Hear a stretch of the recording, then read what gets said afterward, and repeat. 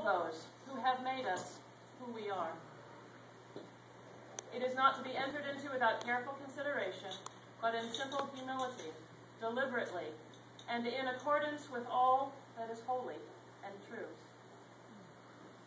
So we move to a time of declaration of intention. Lisa, will you have Amanda to be your wife, to live together in the covenant of marriage? Will you love her, comfort her, honor and keep her in sickness and in health, and forsaking all others, be faithful to her as long as you both shall live? Absolutely. Amanda, will you have Lisa to be your wife, to live together in the covenant of marriage? Will you love her, comfort her, honor and keep her in sickness and in health, and forsaking all others, be faithful to her as long as you both shall live? To all friends and family gathered here this day, will all of you witnessing these promises do all in your power to uphold these two persons in the covenant they make here today? If so, please answer, we will. We will. Within the tradition of the Society of Friends, the Quakers, in which I stand, it is customary to enter into this sacred time and place with a time of silence, for centering down, for entering into a deeper awareness of the Spirit within each and all, and to remember those not with us. Let us begin with a moment of silence.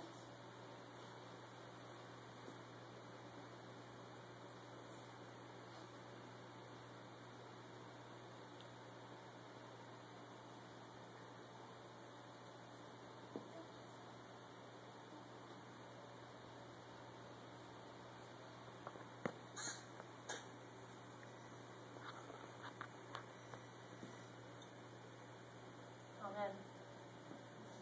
Among other things, today is about bringing hearts to birth, being brought home together. Together, we complete here a civic act with sacred undertones, a sacred act with civic dimension. I have already startled Lisa and Amanda a bit about the audacity of this day, what it means to pledge one's troth, in the ancient language, to another, and that one only, for better, for worse, for richer, for poorer, in sickness and in health, till death us part. In our era of immediate satisfaction, global connectivity, it's easy for us all to lose sight of the power of marriage beyond each one who dares to say, I will. Briefly, I want to remind us of today's fierce beauty and impish humor. Beautiful. As anyone spending time with them can affirm, Lisa and Amanda were wed some time ago. We never know how such joining really happens in the end. Sometimes it begins with biology, sometimes it's otherwise. It's unimportant, really. But we have learned, do know, how to make such things real, concrete, public.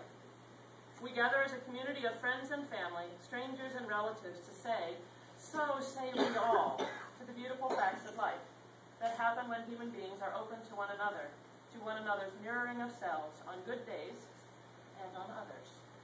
So fierce. This day has a fierce dimension because lives lived together in vows like these require a fierceness of both parties, all parties.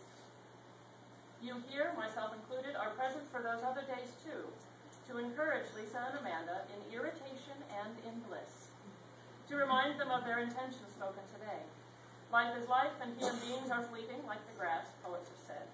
No one is ever good at marriage. Marriage makes you ready for marriage. When each surrenders to the life that grows between you, while holding on to yourselves, plural, then a marriage breathes with a life of its own. It deepens hearts and minds and bodies. It roots each so firmly to reality that she can contribute to a world hungry for all the good she and we can muster. Fierce spirits are required in devotion to one another, in obedience of all that would cheapen us, into the tenacity of life. So today is about bringing such hearts to birth, being brought home together to be a blessing for each self, for one another, but also for the world. What we do here is a public act. Celtic Pathfinder John O'Donoghue offers these words for such a marriage. So I say to you as a blessing. As spring unfolds the dream of the earth, may you bring each other's hearts to birth. As the ocean finds calm in view of land, may you love the gaze of each other's mind. As the wind arises free and wild, may nothing negative control your lives. As kindly as moonlight might search the dark, so gentle may you be when light grows scarce. As surprised as the silence that music opens, may your words for each other be touched with reverence. As warmly as the air draws in the light, may you welcome each other's every gift. As elegant as dream absorbing the night, may sleep find you clear of anger and hurt. As twilight harvests all the day's color, may love bring you home to each other. It is a holy and wondrous thing to offer oneself in a lifelong covenant.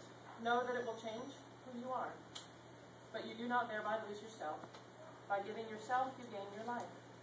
You honor that which is greater than both of you, within each of you, the one who will show you how to love, to grant courage, to relish endurance, and to offer grace. As you have written your own vows, I invite you to speak them.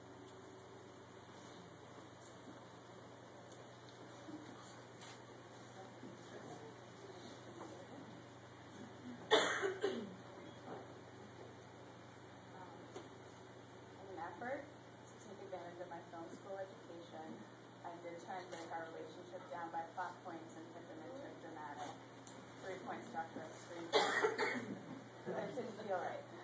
And it didn't feel right because this day and this moment is only the end of Act 1 and really the entrance into Act 2, the beginning of our journey together.